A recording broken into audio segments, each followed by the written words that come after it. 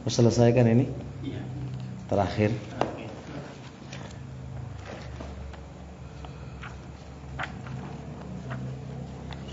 Bismillahirrahmanirrahim. Alhamdulillah, salatu wassalamu ala Rasulillah wa ala alihi wa sahbihi wa mawala amma ba'd.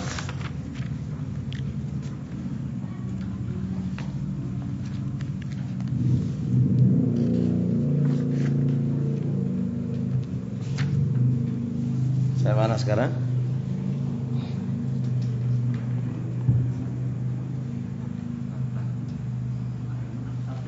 Hah?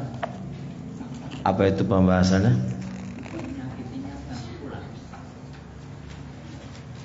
Ayo. Taib, bismillahirrahmanirrahim. Alla yu'dhiyaha bi dharbiha aw taqbihiha.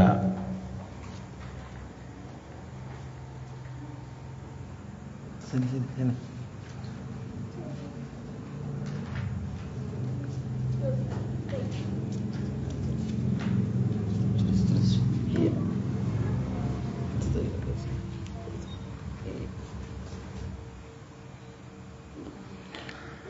Allah yu'dhiyaha, tidak boleh sang suami itu menyakiti sang istri. Jadi gak oleh suami itu nyakiti siapa?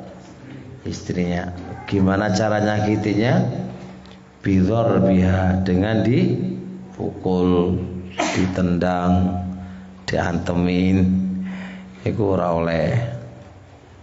Au takbihiha, atau dijelek-jelekan.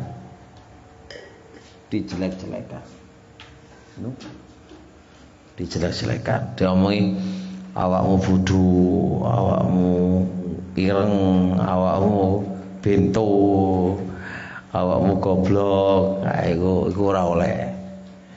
Walaupun hakikatnya bojo sampean iku goblok, tapi gak oleh diomongno di depane itu goblok. Walaupun bojone sampean iku elek, gak boleh diomongno di depane itu elek, iku nyakiti.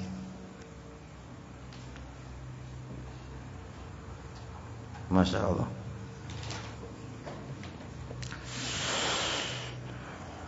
Dan ini ya banyak suami yang tidak mengamalkan hak ini.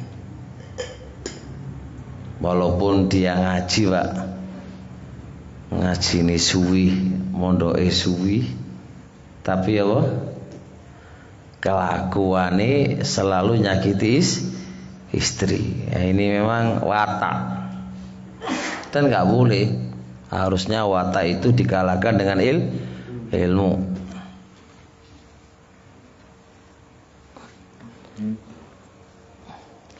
Perhatikan dari sahabat Aisyah radhiyallahu taala anha. Aisyah itu nyeritakan, ma raaitu Rasulullah sallallahu alaihi wasallam, aku itu enggak pernah melihat Rasulullah daraba khadiman lahu qattu walam ra'atan wala daraba biyadihi syai'an qattu illa ayujahida fi sabilillah. Ma raaitu Rasulullah, aku enggak pernah melihat Rasulullah itu daraba khadiman lah, memukul pembantunya sama sekali. Pembantunya rata dipukul, Pak. Apalagi istrinya. Wala daraba biyadihi syai'a qattu, dan enggak pernah memukul kepada siapapun dengan tangannya. Enggak pernah. Mukul anak, orang tahu, Pak. Mukul cucu enggak tahu. Illa ayujahida fi sabilillah, mukulnya itu pas ketika perang, itu baru mukul. Lalu perang enggak mukul, ya dipukul wong, Pak. Jelas ya? Nah, ini pelajaran yang harus diambil. Jangan kok ngikut Nabi pas nahdir, ya kan? Ya ngikut Nabi itu semuanya. Ikut Nabi itu semuanya. Ya sama istri pun juga harus ngikuti Nabi. Wes ya. Lagi kayak antum mikir selalu mukul bojo sampean loh. Enggak ya? Ya yes.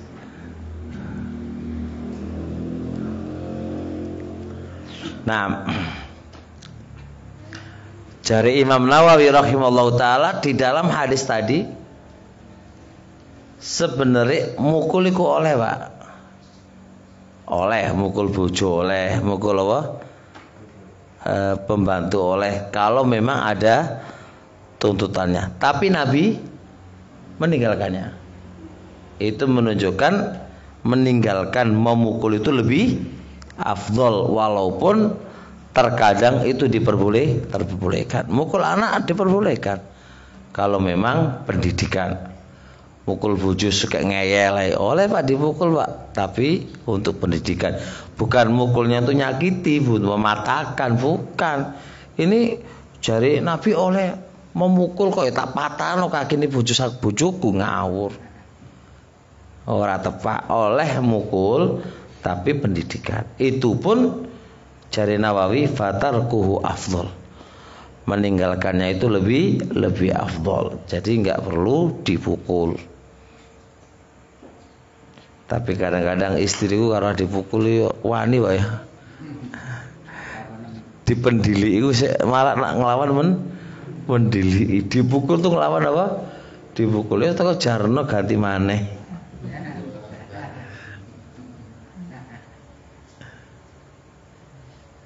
Jelas ya?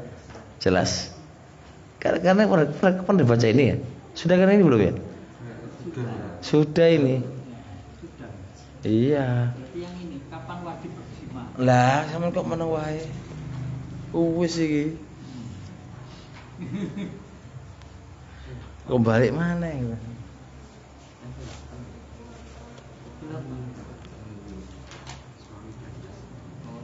Iya. Hah? Iya. Si makan wis toh. Nah, kok balik mana iki lho? Iki terakhir iki. Yang punya pertanyaan monggo. Yang terakhir. Ayat tazayyana ar-rasulu li zaujatihi kama tatazayyanu lah. Hendaknya seorang laki-laki itu berhias di depan, berhias untuk istrinya sebagaimana sang istri itu apa? Berhias untuk suaminya. Ojo ngongkon bojo ayu tapi awakmu rembes. Ya enggak lah, istri juga punya hak untuk nikmati kamu. Sebagaimana kamu juga punya hak untuk nikmati istri. Jangan Anda menuntut istri supaya cantik tapi awakmu elek. Jangan nuntut suami istriku supaya selalu ceria tapi awakmu mecucu. Yo ora tepak lah. Nuntut istri supaya bagus aromanya, Anda apa? Pengokah kabeh iku ora oleh. Qala Ibnu Abbas, berkata Ibnu Abbas, inni la uhibbu an atazayyana kama uhibbu an tatazayyana li. Aku itu senang kalau aku itu berhias. Sebagaimana aku senang kalau istri itu berhias untukku. Aku senang kalau aku itu berhias untuk istriku. Sebagaimana aku senang istriku berhias untukku. Berarti kan podo-podo. Ya.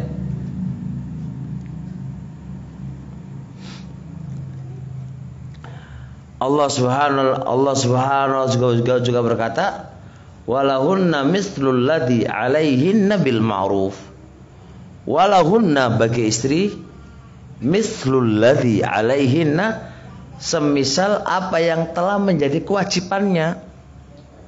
Istri juga punya hak sebagaimana istri juga bisa mendapatkan hak sebagaimana dia juga harus memberikan haknya. Jelas ya? Anda jangan menuntut haknya tanpa apa? Tanpa memberikan haknya. Jangan selalu menuntut tanpa memberikan hak.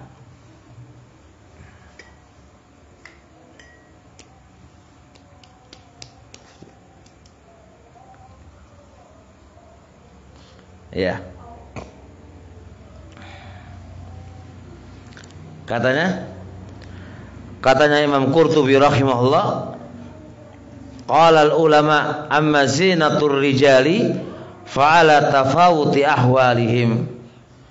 Adapun berhiasnya seorang suami itu sesuai dengan keadaan zaman, keadaan tempat. Jadi nggak bisa model dulu kamu praktekkan di model sekarang, nggak bisa. Jadi setiap waktu dan tempat itu berbeda. Farubbama kanatiz zinatu taliqu fi waqtin la taliqu fi waqtin. Terkadang berhias itu pas untuk saat ini tapi nggak pas di saat yang lain. La wazinatun taliqu bisyababi wazinatun taliqu bisyuyukhi. Ada bentuk berhias yang memang cocok kanggone wong nom, dan ada yang berhias memang cocok kanggone wong tuwa. Aja wong tuwa gaya wong nom gaya wong tuwa.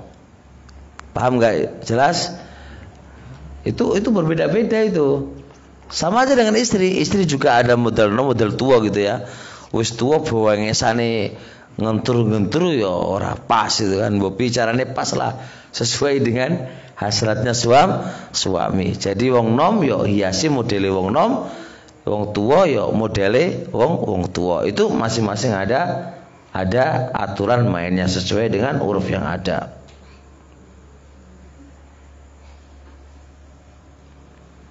Kata beliau, fa ammat tibu wasyiwaku. Nah ini adapun kalau pakai minyak wangi supaya wangi, terus pakai siwak, terus bersihkan gigi, rambut, kemudian kuku, ini berhias cocok di semua waktu dan tempat.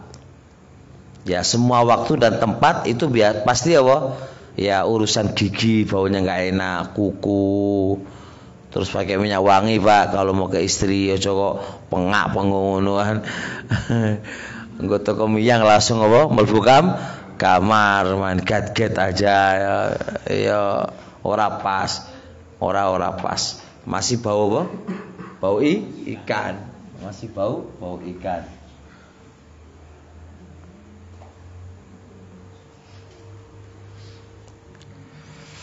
Kemudian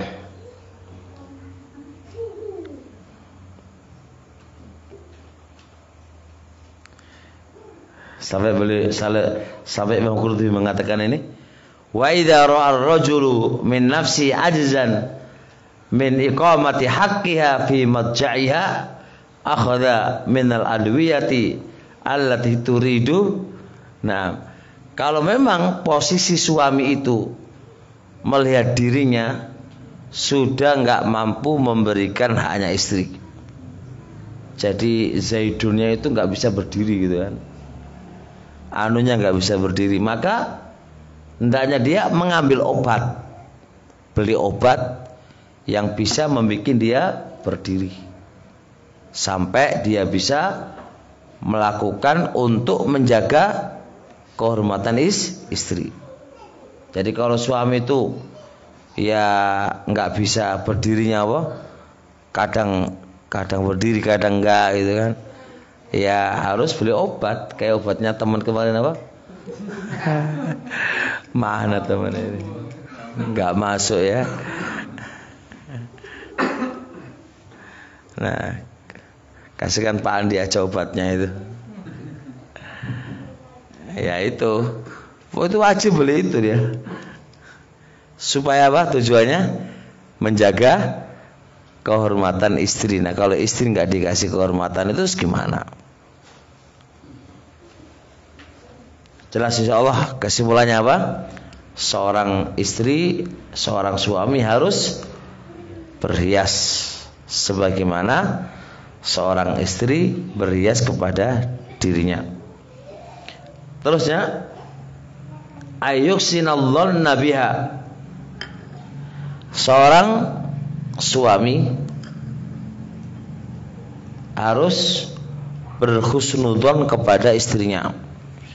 Istri itu punya hak yang bisa diambil dari istrinya adalah suaminya itu husnudzon. Jangan berprasangka buruk aja. Ya harus prasangkanya baik. Terlambat pulang ya prasangkanya baik. Ya terus apa lagi? Bajunya kok robek-robek depan ini ya. Tekondi gitu ya. Ya prasangkanya baik. Ya pokoknya prasangka baik aja wis. Nah suami kadang-kadang prasangkanya wis elek. Enggak masak prasangkanya wis elek. Nah ini ora pas. Allah berfirman, ya ayyuhalladzina amanu istanibu katsiran minadh-dhanni. Wahai orang beriman, jauhilah oleh kalian banyak dari prasangka. Pokoknya ini sumber malapetaka Pak di dalam keluarga itu. Karena kalau sudah nggak ada saling kepercayaan itu ya wis nggak bakal bisa bahagia. Karena bagaimana mau bahagia wong saling berprasangka. Bagaimana mau bahagia kalau dia saling berprasangka? Husnudzon aja lah. Itu mengenakan. Makanya husnudzon itu apa? Yudhibul ghamma wal ghumuma wal hasada wal haqada. Jadi prasangka baik itu menghilangkan apa? Gundah gulana, menghilangkan sempitnya hati, ya menghilangkan apa? Hasad dan dengki. Itu husnudzon. Itu husnudzon. Nah kalau suudzon Pak, ya sempit dada kamu. Sempit aja, turu ra iso, mangan ora iso. Karena apa? Dihantui dengan suudzon. Kok bojone sering pergi jarene duwe bojo maneh. Ayo, duwe bojo ora apa-apa kan, tapi kan nang ora nang si disuudzoni sehingga nuwangis nang mboten bojone kerja. Nah nuwangis nang malah apa? Bojoku kawin maneh padahal ora kawin maneh. Lah ini kan jadi suudzon itu ojo nemen-nemen. Boleh lah Anda itu karena sayang sama suami kan terus sampean begini-begini boleh, tapi jangan begitulah, jangan kelewatan. Oh boleh ada cemburu kan, boleh ada cemburu, bukan suudzon ya, boleh ada cemburu tapi ya apa ideal lah, berideal gitu loh. Terakhir kalau ada pertanyaan monggo. Ayyadila bainaha wa baina dhurratiha fit ta'ami wasyarabi wal libasi wal bai wal mabiti. Nah ini urusan poligami. Kalau punya istri satu lagi ya harus adil. Adil dalam ngasih nafkah, adil dalam ngasih minuman, pakaian, bermalam harus adil. Harus adil. Nah, ini bukan pembahasan kita. Selesailah hak-hak antara suami sama istri. Yang mau bertanya monggo. Ya.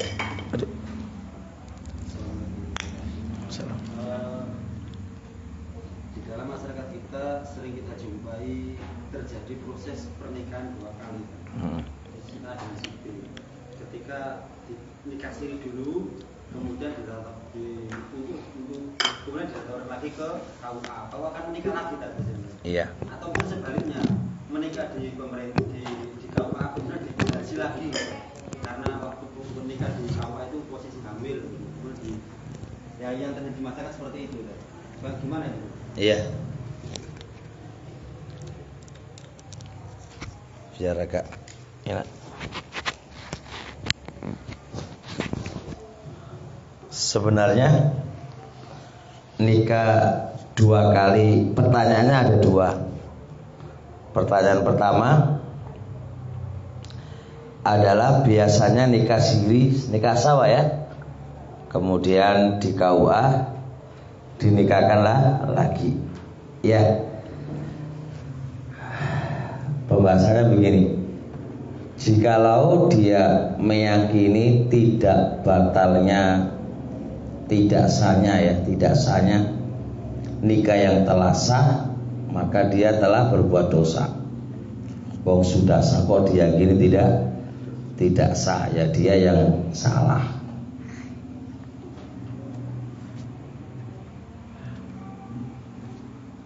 Komi, anak komi, anak komi.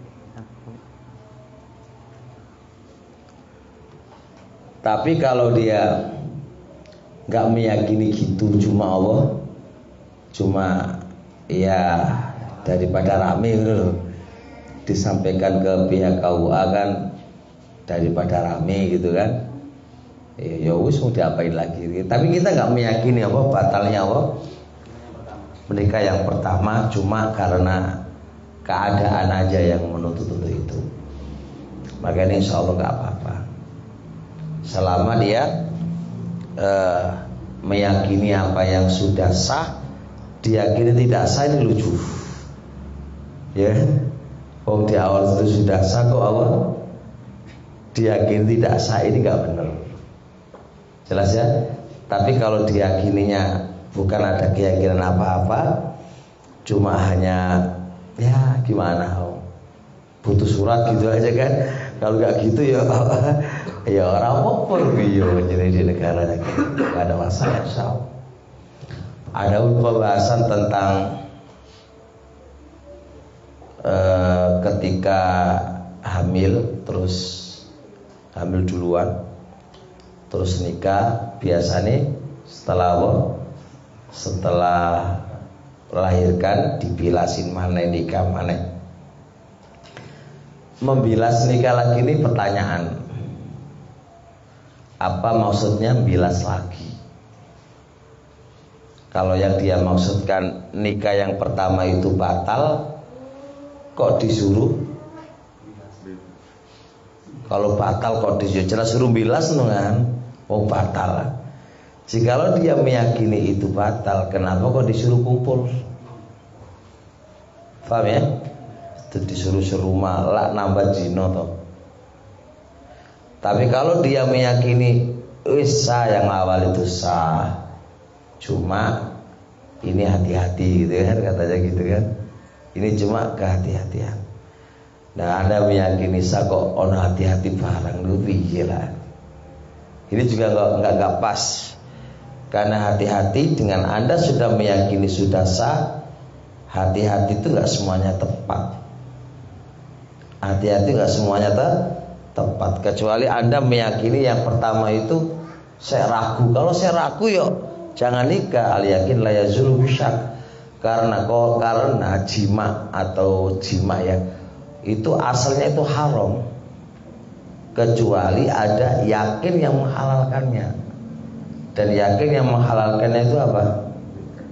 Adalah nikah lah. Kalau adanya nggak yakin nikah kok malah diteruskan, keliru malahan. Keliru. Jadi bahasa bilas ini sebenarnya apa maunya gitu. Jelas ya. Jadi kalau kita lihat nggak sah, makanya butuh dibilas. Loh kok atau suruh kumpul, suruh di rumah, ini kan lucu. Kalau dia bilang hati-hati, nah pertanyaan hati-hati oke lah. Tapi yang pertama siapa? Ya sah. Kenapa bilang sah kok ada hati-hati gitu kan, ini yang aneh. Ini menurut ya pendapat yang mengatakan orang hamil itu tidak boleh dinikahi kalau dia yang menzinai, ya kan? Orang hamil ini kan dua kemungkinan, Pak. Kemungkinan yang pertama, yang menghubuli itu bukan orang yang menzinainya, maka itu haram, ulama sepakat. Yang kedua, yang menikahi itu orang yang menghamilinya, dan ini ada khilaf. Walaupun pendapat yang paling kuat tidak boleh menikah, Pak, Kata Rasul, la tata'u hatta la tata'ul hamila hatta tastabri'ah. Anda tidak boleh mengumpuli orang yang hamil, maksudnya hamil karena zina, sampai sampai dia keluar anaknya. Ketika metu anaknya baru boleh dinikahkan. Kalau nggak boleh. Cuma tadi ini berefek baik untuk masyarakat. Kalau tidak dinikahi kan cerah kan mereka. Waduh, kipiye gitu kan. Kok orang ditutupi. Kalau nikah itu kan asli menutupi apa? Nutupi aib aja gitu. Nah, nutupi aib kok kalau dia meyakini nggak sah kok dengan cara nutupi aib malah kok zina mane wis piye lah. Tambah aib di atas aib di atas aib. Jelas? Ya. Monggo.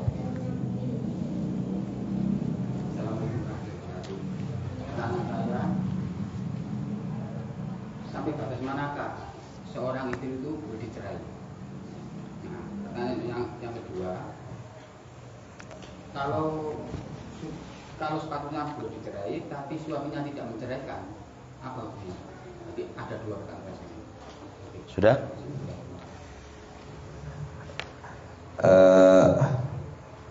Tentang kapan istri itu boleh dicerai. Nyerai istri itu bisa wajib, bisa haram, bisa sunnah, bisa mubah, bisa makruh,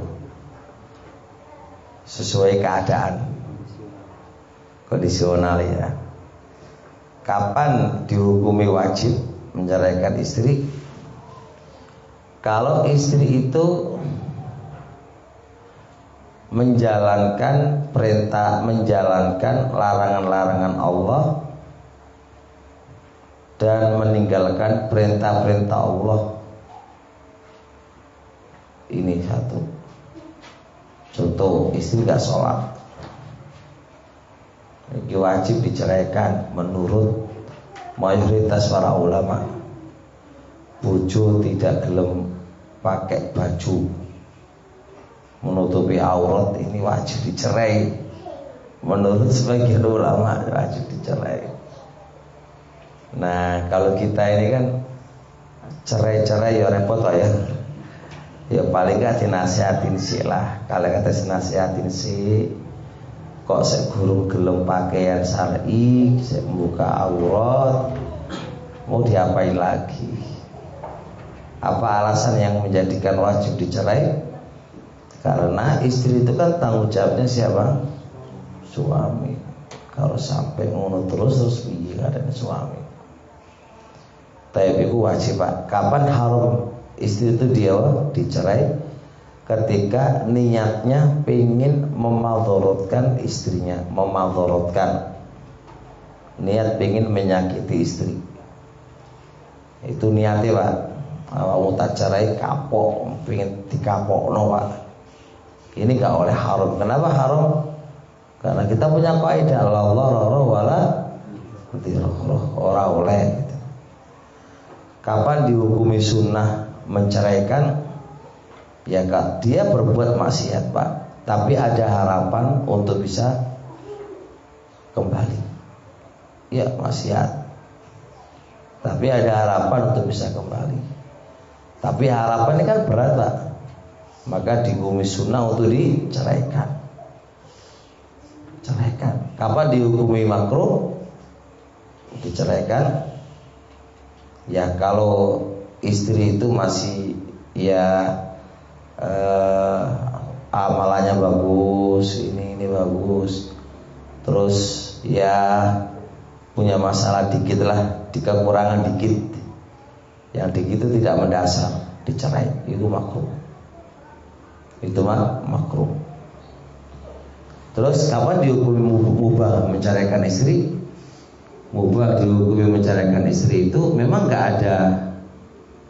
tidak ada tuntutan yang mewajibkan, tuntutan yang dihukumi haram. Cuma ini kalau diteruskan Pak, itu iso mendatangkan ketidakharmonisan, tapi iso juga dihalau bisa harmonis, tapi masih separuh-separuh, 50-50. Kayak gini ini boleh diceraikan, boleh tidak. Jadi kondisional Pak. Jenengan duwe bojo misal contoh ora patuh karo wong lanang, ngeyel aja. Ya kayak gini ini setelah nasihat ada, ini ada. Ya kayak gini ini maksiat Pak, maksiat. Maksiat itu ora iso.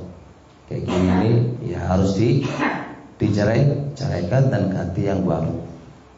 Perempuan masih banyak berngeyel karo wong lanang, bantah karo wong lanang, ora patuh karo wong lanang. Dikon nang omah pluyuran, kok jilbaban, katokan, malah bangkang wae. Bojo ngene iki yo ganti maneh. Udah akeh kok. Aku ngono to, Pak. Ya ora? Kok berat banget jenengan, Pak. Iya kan? Nah, tapi tetap saya ngajurkan butuh nasihat ya. Kates nasihat iku setahun 2 tahun kok ora iso ya pancene wong iki angel dituturi kan. Jelas ya? Pertanyaan yang kedua tadi apa? Kalau yang wajib ini sudah dilakukan oleh istri, tapi yang suami kok tidak menceraikan itu? Ayo, gampang insyaallah. Jenengan datang ke satu suami jelas dosa Pak. Ya, dia berarti memautorotkan sang istri. Istri sudah minta cerai karena nggak betah kan Pak ya. Karena kan istri sudah nggak betah sama suami kan. Bukan. Sepatutnya wajib diceraikan. Lah iya. Oleh istri. Oleh suami. Iya suami. Suaminya nggak mau menceraikan. Nggak mau menceraikan. Iya dosa lah. Masa melihat kemungkaran di depan dia? Masa lihat istri nggak sholat masih slow dan slow. Istri yo nggak pakai jilbaban masih slow dan nyantai. Istri katoan slow dan nyantai. Jenengan nanti la'ana Rasul alaihi salatu wasallam ad-duyutha. Rasul itu melaknat laki-laki yang nggak punya cemburu. Itu wong lanang gak ada cemburu. Cemburu terhadap keharuman perintahnya Allah. Gak ada cemburu sama Allah itu. Harusnya kita cemburu kalau Anda itu nggak sholat itu cemburu.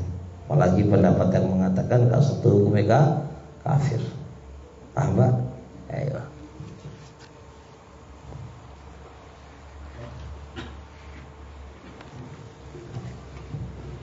Udah? Gimana kalau apa itu? Misalnya sudah cerai, apakah suami masih punya kewajiban menafkahi anaknya sampai? Iya. Bojo bukan bojonya, tapi anaknya. Anaknya siapa? Suami. Iya. Kamu menceraikan istri, bukan menceraikan anak. Anak tetap anak suami. Jelas? Dan bagaimana kalau tidak ngasih nafkah itu? Ya dosa no laki-lakinya.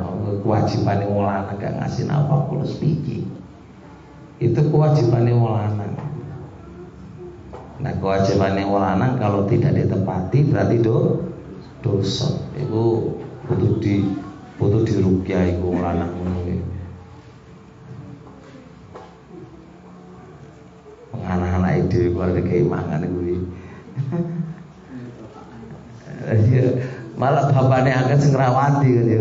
Lucu banget betul orang kewajiban siapa?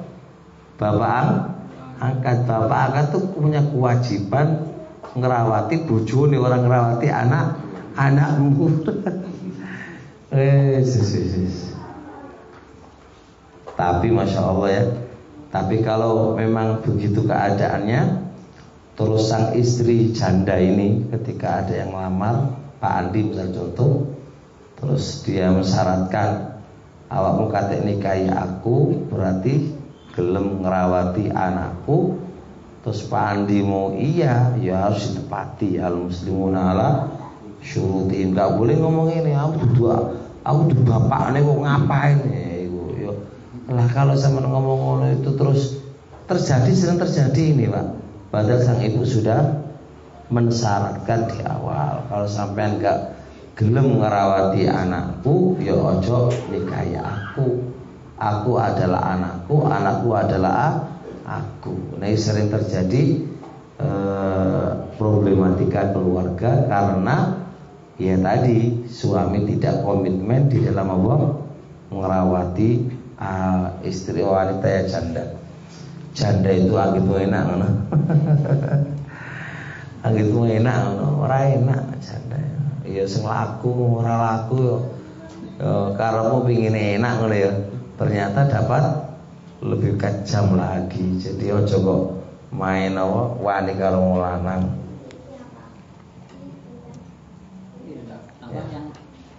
Yang pertama tadi berarti kalau anak yang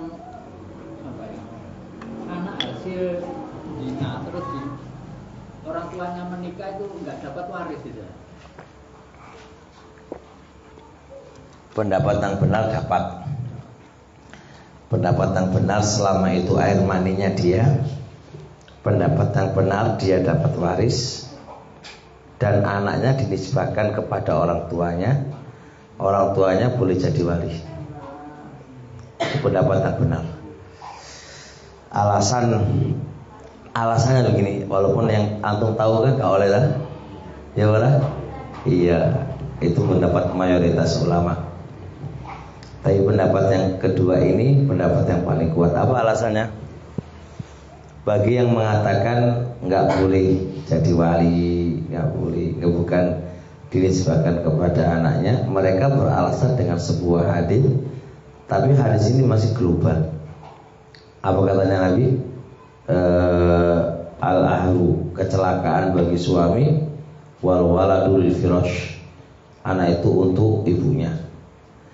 Itu lafaznya anak itu untuk ibunya dipahami oleh mereka nisbahnya ke ibunya. Kalau nisbah kepada ibunya berarti gak mahrum seterusnya itu kan. Tapi pendapat yang enggak. Itu asbabul wurudnya. Seorang istri telah berzina tapi dia sudah punya suami, terus hamil. Lah saling mendakwakan, suami mendakwakan ini adalah anakku, yang menzinai juga mendakwakan ini adalah anakku. Rebutan Pak. Karena rebutan ya wis, anak ini untuk siapa? Miliknya, bukan nisbah tapi miliknya. Karena rebutan ya wis, iki kamu ini bojomu ae kan udah. Nah, kecelakaan bagi penzina dan bagi kecelakaan gak bisa menuduh, gak bisa menuntut apa-apa karena ada problem di situ. Alasan yang kedua, mereka boleh dinisbahkan ke ibu. Pertanyaan saya, bukankah ibu itu juga air mani yang haram? Paham kan? Ibu haram nggak air maninya ketika zina? Haram kan? Kalau boleh ke ibu berarti boleh ke bapak, karena podo malini haram. Kenapa dibedakan? Wah, itu juga kalaulah lihat karena maninya mani haram sama aja. Berarti oleh dinisbahkan ke ibu, berarti oleh dinisbahkan ke bapak, sehingga tetap benar-benar itu anaknya karena itu air maninya dia. Makanya boleh dia menikahkan boleh. Dan ini ada unsur baik dan tidaknya. Unsur baiknya adalah seorang anak zina itu aman dan nyaman. Dia tidak terlalu psikisnya itu rusak dan hancur. Nggak enaknya juga enak zina wae ora apa-apa besok anakku. Kalau itu masalah ada enak ada nggak enaknya gitu loh. Ada enak dan nggak enaknya. Udah paham insyaallah? Ini yang saya contohnya insyaallah. Tapi bukan berarti kita ngawur untuk berzina, ya enggak lah. Zina adalah zina, tetap Allah haramkan. Tapi kalau sudah terlanjur berzina ya sudah, berarti itu adalah anaknya dan dia berhak untuk menikahkan besok ketika dia jadi walinya. Jelas? Paham yang nanya? Oh menunggu. sejauh ini yang saya tahu itu. Oh iya, ilmu anyar. Regane larang ilmu anyar itu. Nah. Seorang laki-laki ketika masih sah dalam pernikahan, terus dia mengaku ke wanita lain bahwa dia belum menikah atau sudah cerai dengan istrinya padahal masih sah. Apakah itu termasuk jatuh ke talak? Ya enggak. Penipuan bukan ketalak. Itu bujuan. Nipu, penipuan itu seni apa? Modus. Itu modus. Bukan itu lambe ya, kalau artinya kan tetap bujune, cuma ini modus. Modus, bukan satu talak. Deal ya, modus Mas. Modus. Nggak ada lagi? Ibu-ibu barangkali ada pertanyaan?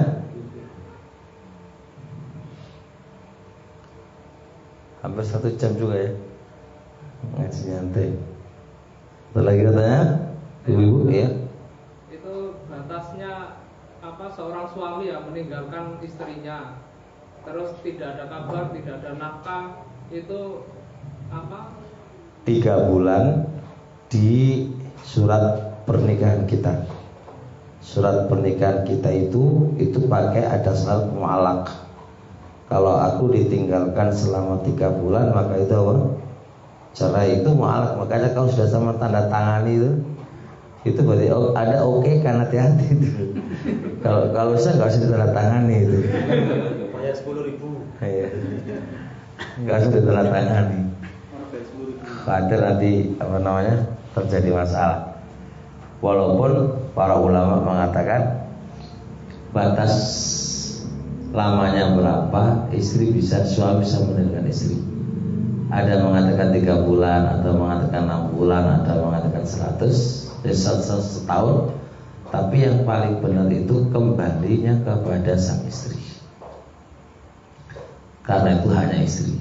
Tapi masalahnya kalaulah ditinggal menjadikan dia zina, maka apa? Haram bagi dia untuk pergi, karena kewajiban suami itu menjaga kehormatan istri. Nah, istri sudah lagi nggak kuat kan kalau ditinggal lama-lama, nggak kuat kalau ditinggal lama-lama kan, bisa bubul sawai wong ngumut urusannya kan. Jelas? Paham? Ayo. Ini mau ganti kitab apa nih?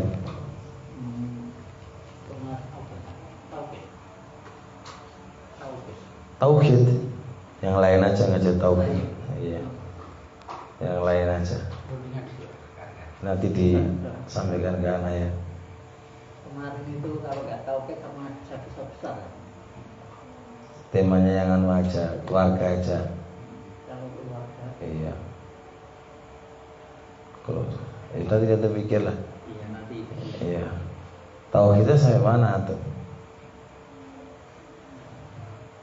Dulu pernah sama Ustaz Abdurrahman. Usul salasa. Ya kita tauhid.